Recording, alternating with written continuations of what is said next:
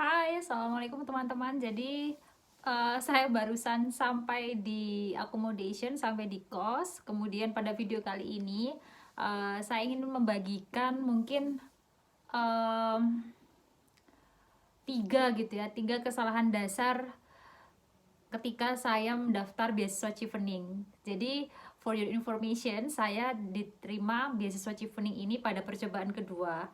Jadi kalau boleh dibilang sih ya alhamdulillahnya nggak sampai yang mungkin seperti orang-orang. Kalau saya dengar cerita mereka itu mereka sampai ada yang coba berbelasan kali atau berkali-kali melebihi percobaan saya. Nah, saya lolos pada percobaan kedua. Pada percobaan pertama itu saya mendapatkan beberapa kayak evaluasi gitu ya, evaluasi diri kira-kira apa yang perlu saya improve untuk my second attention kayak gitu. Nah, untuk uh, evaluasi yang saya dapatkan adalah yang pertama, dalam uh, aplikasi pertama saya itu yang ingin saya koreksi dalam aplikasi adalah jumlah jam kerja. Ini yang mungkin menurut saya pribadi adalah sangat signifikan ya teman-teman, karena kalau di Chevening kan kita diminta untuk minimal itu 2 tahun pengalaman kerja, dan pada saat itu saya mendaftar Chevening itu baru 1 tahun post graduation di program profesi.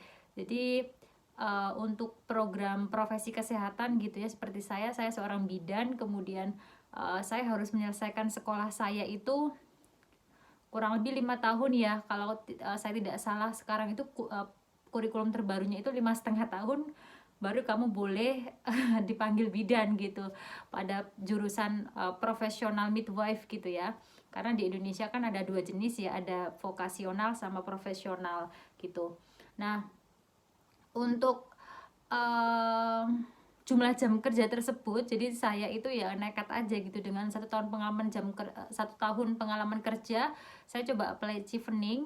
Kemudian yang menjadi sangat signifikan di sini adalah saya mencoba untuk memasukkan 1 tahun program profesi saya, yang mana di situ kan kayak ada clinical placement gitu ya, di rumah sakit, di puskesmas dan lain sebagainya, itu saya masukkan ke dalam work experience saya.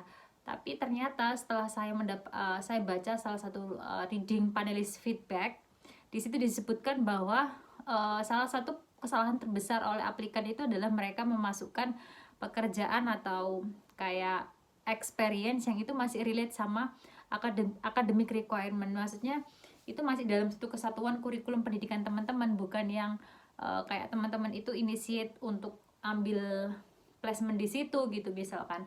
Nah itu kan kalau boleh dibilang kan 1 tahun profesi itu memang masih satu paket gitu ya sama proses pendidikan saya yang memang harus saya ambil di university gitu. Nah itu yang pertama. Kemudian yang kedua adalah saya sangat belajar dari esai saya yang sebelumnya gitu ya, tentang ketajaman menulis esai. Jadi kalau boleh dibilang teman-teman, nulis essay Chevening ini adalah seperti kayak saya menenangkan diri gitu ya, menanyakan kembali kepada diri saya, sebenarnya saya ini kuliah mau apa gitu, kenapa saya harus ambil S2 dan lain sebagainya. Nah dari situ akhirnya saya bisa bikin mapping gitu ya, mapping bagaimana saya berpikir ke depan, apa yang sudah saya lakukan di masa lalu, apa yang akan saya lakukan di masa depan. Kemudian di situ saya akhirnya bisa menarik garis lurus gitu, benang merahnya apa gitu, ketika Erni itu di masa lalu itu seperti ini, Erni di masa sekarang seperti ini, kemudian apa yang ingin Erni lakukan di masa depan.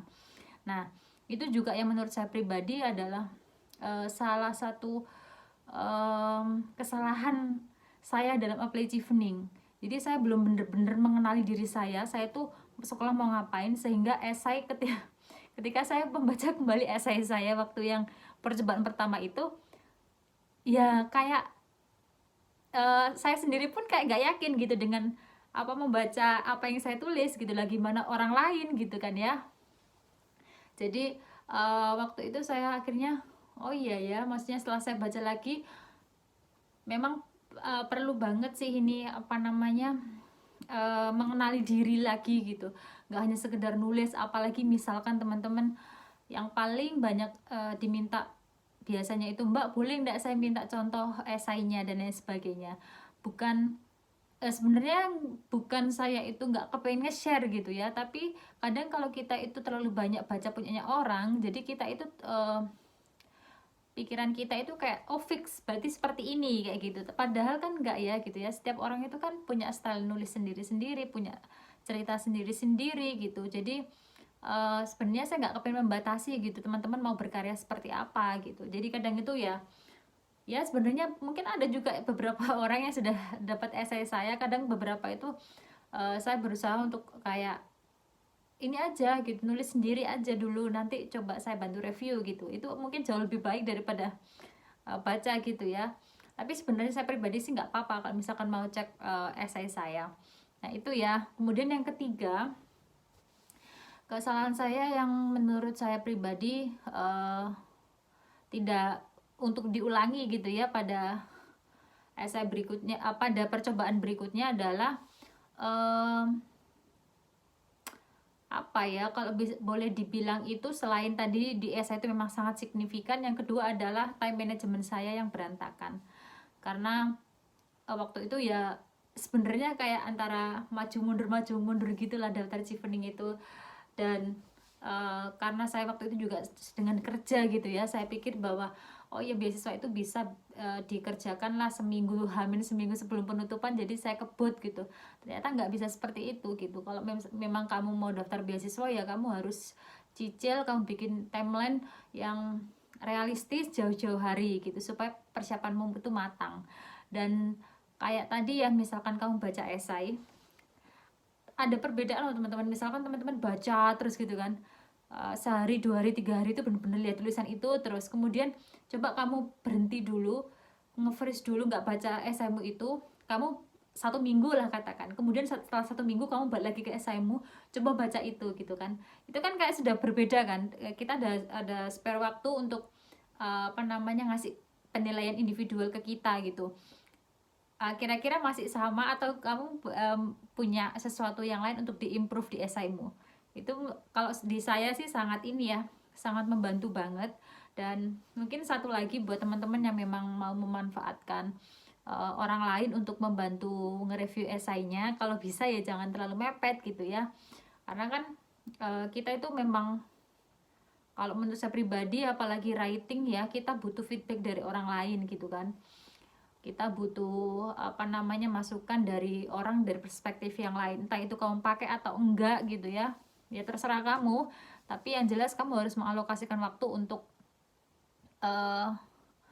ngasih orang lain buat memberi masukan di esaimu. Mungkin seperti itu teman-teman. Jadi yang pertama adalah terkait work experience. Jadi jangan sampai kamu salah nulis untuk work experience-nya, jangan terlalu berlebihan juga, karena kalau misalkan distribusi jumlah jamnya itu kayak nggak normal, itu juga mungkin bisa membuat esaimu aplikasimu aneh gitu ya. Meskipun kamu kerja banyak jam gitu, misalkan seminggu bisa lebih dari 40 jam gitu, kalau bisa ya jangan sampai yang over gitu ya. Kemudian yang kedua adalah terkait esaimu. Jadi temukan benang merah antara esai pertama, kedua, ketiga, keempat, dan itu membutuhkan waktu untuk refleksi bener-bener.